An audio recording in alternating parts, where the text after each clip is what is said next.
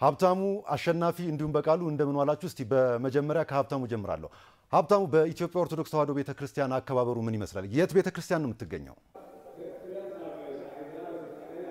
ከልብ አመሰግናለሁ። እንደምን ዋልክ አብዮት፣ እንደምን ዋላችሁ ተመልካቾቻችን። ለመላው የክርስትና እምነት ተከታዮች በሙሉ እንኳን ለኢየሱስ ክርስቶስ የስቅለት በዓል በሰላም አደረሳችሁ በማለት እንጀምራለን።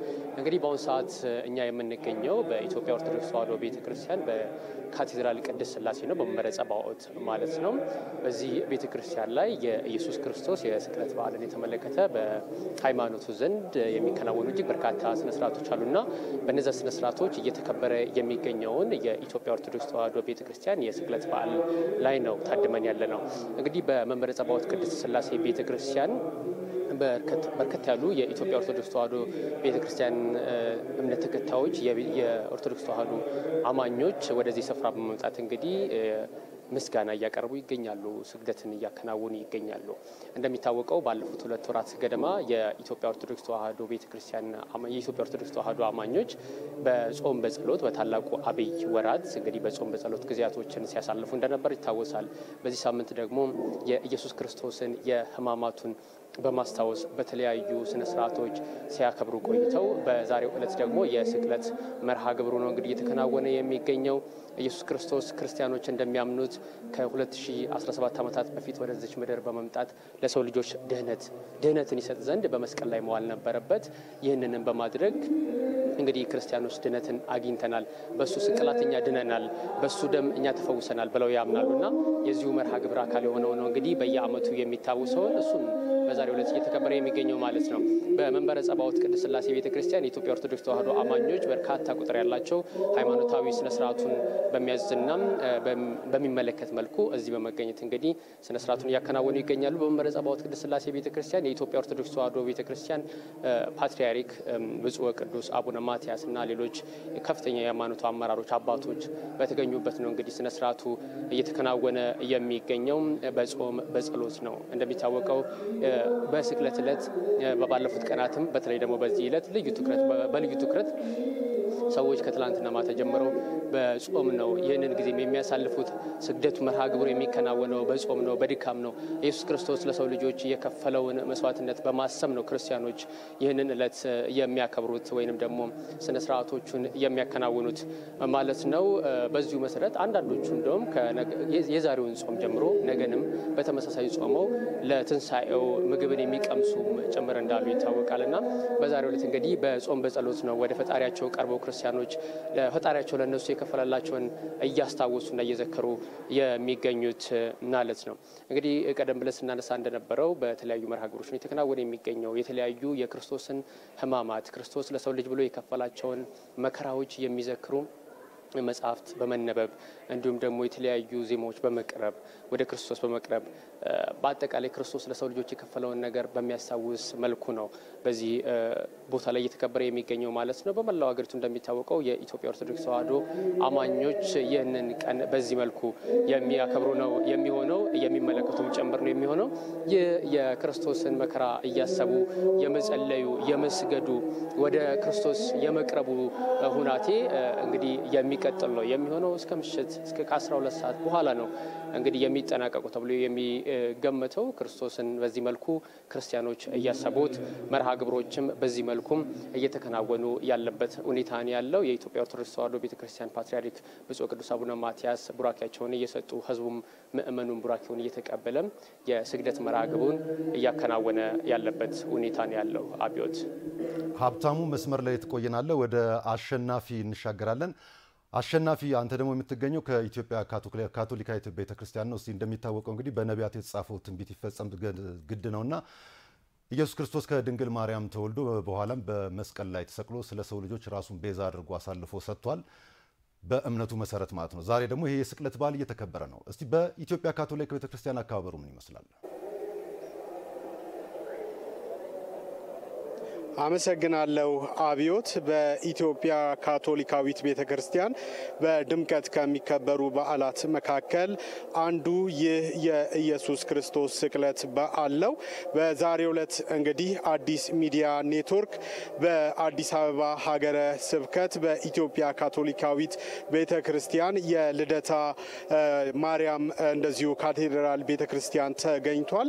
ይህ በዓል እንግዲህ ከጠዋት ማለዳ ጀምሮ በድምቀት እየተከበረ ይገኛል። ብፁዕ ካርዲናል ብርሃነ ኢየሱስ ሱራፌል በባርከው ያስጀመሩት በዓል ነው። ከማለዳ ጀምሮ እንግዲህ የእምነቱ ተከታዮች ወደ ቤተ ክርስቲያኑ በመምጣት የ3 ሰዓቱን የስግደት መርሃ ግብር አከናውነዋል። ከዛም ባለፈ እንግዲህ ከዛም በኋላ ባሉት ጊዜያቶች በሃይማኖታዊ ስርዓቱ ኢየሱስ ክርስቶስ በካቶሊካዊት አስተምህሮ የወጣቸው ውጣ ውረዶች፣ ያሳለፋቸው ችግሮች፣ ሕማሙን የሚያስታውሱ ንባባት እየተነበቡ እንደዚሁ ካህናትም የነበረውን ሁኔታ እያስታወሱ ምእመናንም እንደዚሁ በጋራ የግብረ መልስ እየሰጡ ያከበሩበት ሁኔታ ነበረ። በአጠቃላይ እንግዲህ ከበዓሉ ጋር ተያይዞ ብፁዕ ካርዲናል ብርሃነ ኢየሱስ ሱራፌል ሊቀ ጳጳስ ካቶሊካውያንን አናግረናቸው ነበረ። በዓሉ የይቅርታ በዓል ነው። በዚህ በዓል እንግዲህ ኢየሱስ ክርስቶስ መላው ሕዝቡን ይቅር ብሏል።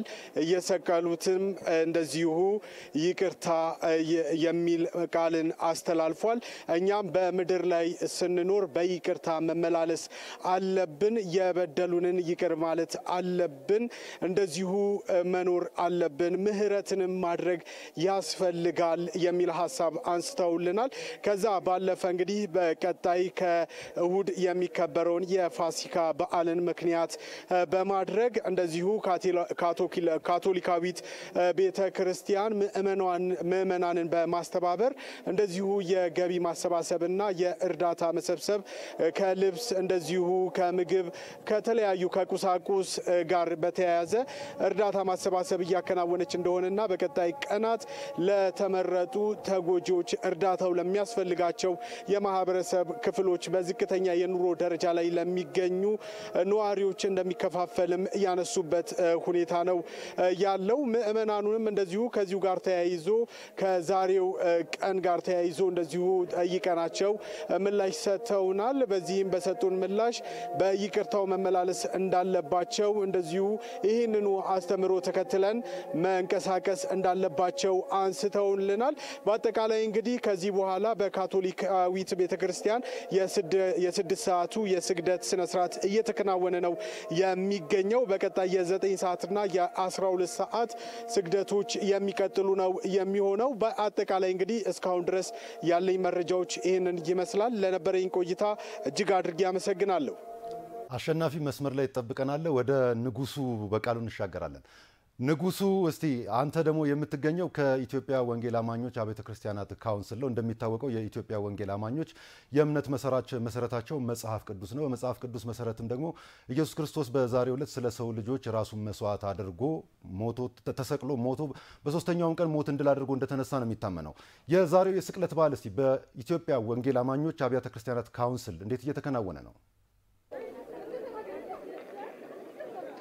አመሰግናለሁ አብዮት። እንደምን አላችሁ የተከበራችሁ ተመልካቾቻችን። እንግዲህ አንተም በመክቢያችን ላይ ቀድመህ እንዳነሳው የኢትዮጵያ ወንጌል አማኞች አብያተ ክርስቲያናት ካውንስል አማኞች እንግዲህ የስቅለት በዓልን በተለያዩ መርሃ ግብሮች እያከበሩት ነው የሚገኘው።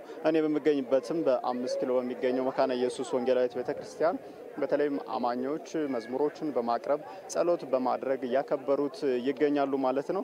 ፈጣሪ ላደረገልን የድህነት ስራ አምላክን የምናመሰግንበት፣ መልካም ስራዎችን ተሞክሮ አድርገን ለሌሎች መስዋዕት የምንከፍልበት ዕለት መሆኑን ለማሰብ እዚሁ ተገኝተን አምላካችንን እያመሰገን ነው ብለዋል ማለት ነው አማኞች። ከዚህ ባሻገርም ደግሞ ኢየሱስ ክርስቶስ እንግዲህ ከሰማያት ሰማያት ወርዶ እኛን ለማዳን ባደረገው ስራ ለሌሎች እኛ ምን ማድረግ አለብን የሚለውን ለመማር ይህ የስቅለት በዓል ትልቅ መሰረት የሚሆነን መሆኑን አማኞች እየተናገሩ ይገኛሉ። የጽድቅን፣ የቅንነትን፣ የድህነትን ስራ እንዲሁም ደግሞ የበጎነትን ስራ በተለይም ደግሞ እዚህ እኔ በመገኝበት ቤተክርስቲያን ላይ በስፋት እየተሰበከ የሚገኘው በተለይም ደግነትን፣ ቅንነትንና የዋህነትን ለሌሎች የተሻለ ማድረግን መስዋዕትነትን የተማርንበት ዕለት በመሆኑ ኢየሱስ ክርስቶስን አስተምህሮ ከዛም አልፎ ደግሞ ኢየሱስ ክርስቶስ ራሱን አሳልፎ ለልጆች እንደሰጠ ራሱን አሳልፎ በደግነት በየዋህነትና በቅንነት መስዋዕት እንዳደረገ ሁሉ እኛ ስለሌሎች ምን ማድረግ አለብን የሚለው አስተምህሮ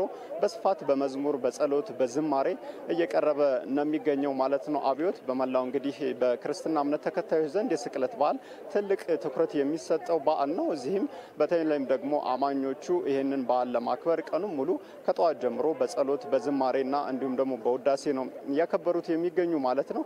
በቀጣይም ደግሞ በተለይም አማኞችም እንዳነሱት በዓሉን ስናከብር ይህንን በዓል ስናከብር ከኢየሱስ ክርስቶስ ትምህርት በመውሰድ ከኢየሱስ ክርስቶስ የዋህነትን፣ ደግነትን በመማር በዓሉን ስናከብር ካለን በማካፈል ለሌሎች ደግነትን በማድረግ ማሰብ ማስታወስ እንዳለብን በስፋት እያነሱ ይገኛሉ። አብዮት ያለኝ መረጃ ይሄ ነው። በምሽት የዜና ወጃችን ደግሞ ያለውን ድባብ የምናስቃኝ ይሆናል። ንጉሱ በቃሉ ከኢትዮጵያ ወንጌላዊ አማኞች አብያተ ክርስቲያናት ካውንስል እንዲሁም አሸናፊ ከኢትዮጵያ ካቶሊካዊት ቤተክርስቲያን እንዲሁም ሀብታሙ ሙለታ ከኢትዮጵያ ኦርቶዶክስ ተዋሕዶ ቤተክርስቲያን ላደረሳችሁ መረጃ ከልብ እናመሰግናለን። መልካም በዓል።